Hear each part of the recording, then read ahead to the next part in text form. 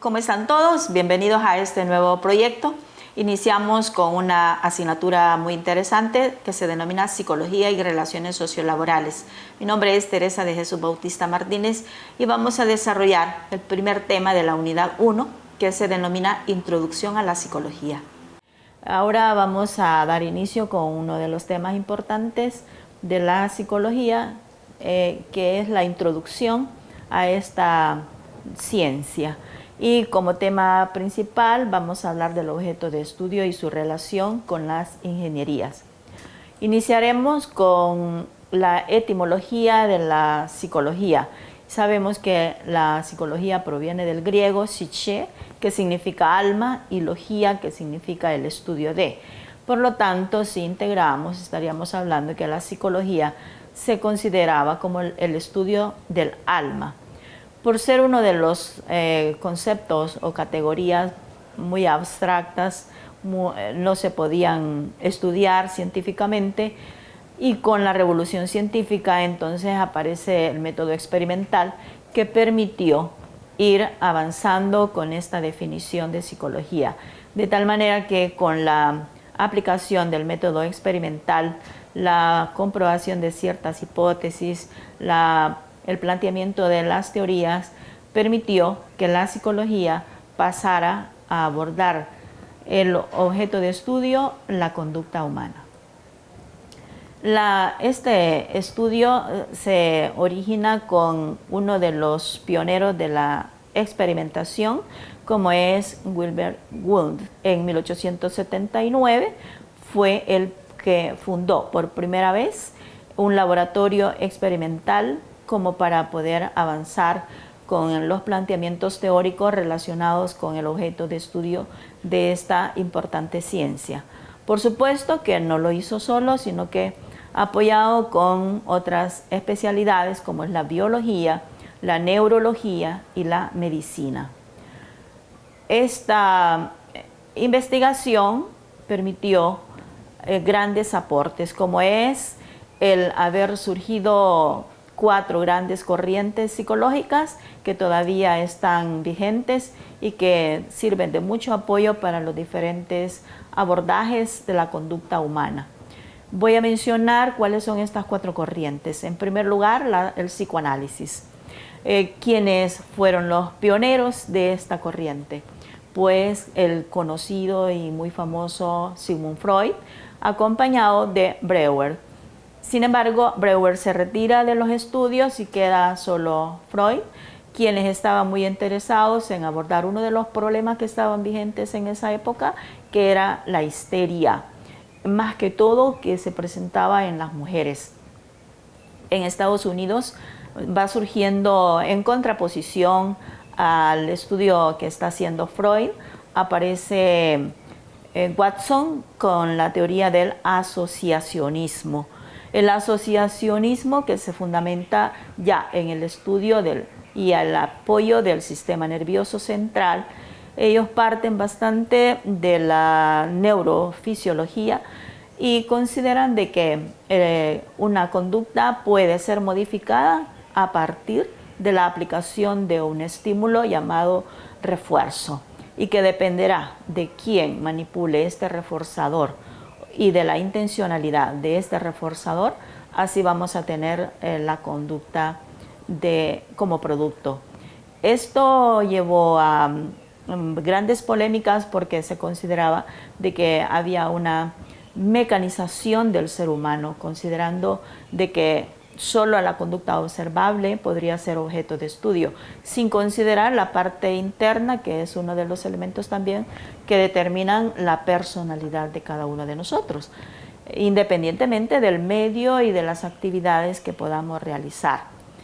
Así, Watson hace una propuesta bastante relevante y dice, bueno, deben un grupo de personas y yo me voy a encargar, independientemente del ambiente o del contexto en el que hayan crecido, pero yo me voy a encargar de que sea un gran profesional o que sea un vagabundo. Esto generó bastante preocupación a otros investigadores y a otros profesionales de la psicología. Y surge entonces una nueva corriente que es el humanismo. en donde se considera de que es necesario considerar y tomar en cuenta factores internos de la persona. Y aparece entonces Erich Fromm, Viktor Frankl, quienes introdujeron nuevas categorías como es la responsabilidad, los valores, los sentimientos, las emociones como elementos fundamentales del comportamiento humano. Así, secundando a estos planteamientos de Fromm y de Frankl, aparecen también Vygotsky, Jean Piaget, con una nueva corriente que se denomina el cognitivismo. Ellos apoyan la teoría humanista, se fundamentan en esos elementos internos del ser humano, pero también valoran las funciones del cerebro como actividades superiores, como elementos importantes que van a determinar el comportamiento del ser humano. Así entonces es que tenemos todavía estas 4 corrientes que son muy importantes para continuar estudiando este objeto de estudio de la psicología, que es la conducta humana. Para ello, actualmente podríamos mencionar 3 grandes métodos. No son los únicos, pero los que más se utilizan. Por ejemplo, en número 1 podríamos mencionar el método correlacional entre variables. Aquí se manipulan variables, pero no se llega a establecer una relación de causa-efecto. Solamente hay un estudio, hay una búsqueda de la influencia de una variable. En el método experimental, sí, ya tenemos una aplicación y un control, ya una manipulación más voluntaria y más planificada de la variable independiente, con el objetivo de llegar a establecer la relación entre causa y efecto, es decir, entre la variable independiente y la variable dependiente como objeto de estudio. Y en tercer lugar tenemos el método clínico, con el que hacemos una exploración, un seguimiento de conductas individuales. Aquí pues ya es un seguimiento más particular el que se va haciendo.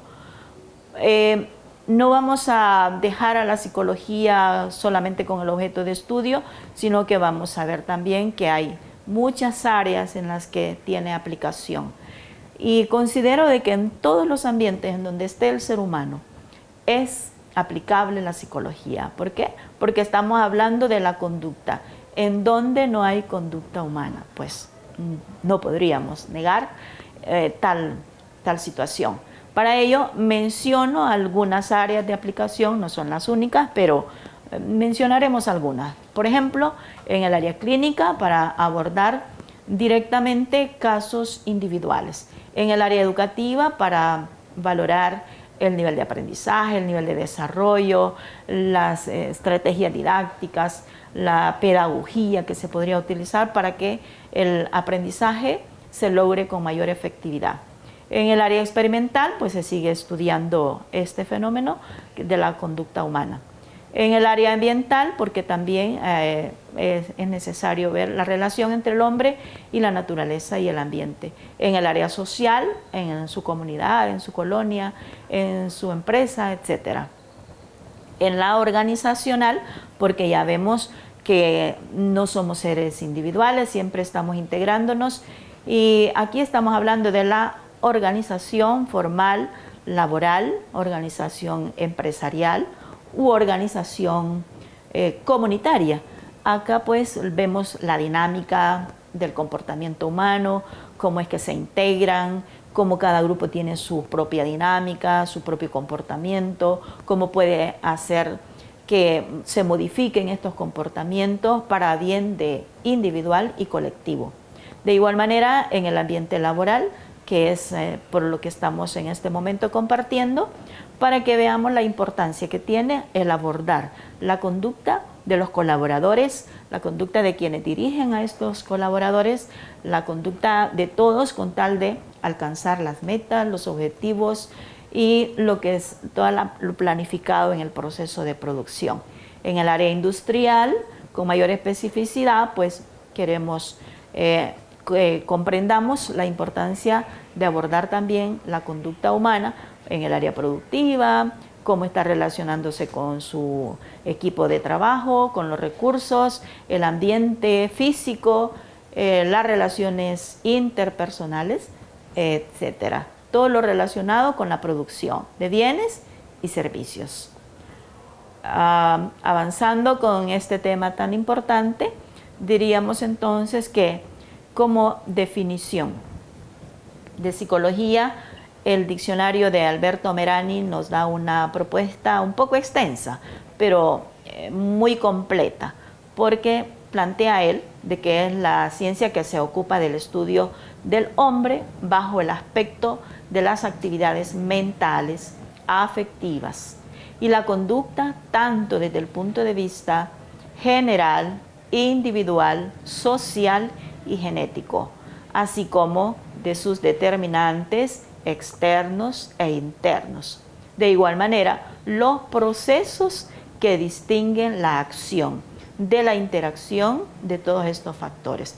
Como ven, entonces es una definición extensa pero completa, porque aborda al ser humano en el aspecto genético, biológico, determinado, en el aspecto social, que no lo puede controlar, en algo tras sí, y en el aspecto individual y de colectivo, así como la forma en cómo cada uno de estos elementos se van interactuando, interrelacionando de acuerdo a las experiencias, vivencias buenas o desfavorables que cada uno va experimentando a lo largo de su desarrollo cronológico, al que le llamaremos desarrollo ontogenético.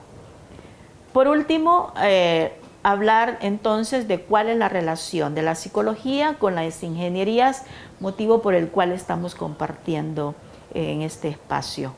Diríamos que lo que permite es que cada uno de los ingenieros pueda comprender que a través de la psicología va a poder estudiar, va a poder explicar y modificar la conducta humana de acuerdo a las necesidades en esa relación entre el colaborador o el quien está realizando la tarea, que es el hombre, y todos sus recursos que está utilizando para obtener ese producto que es la máquina.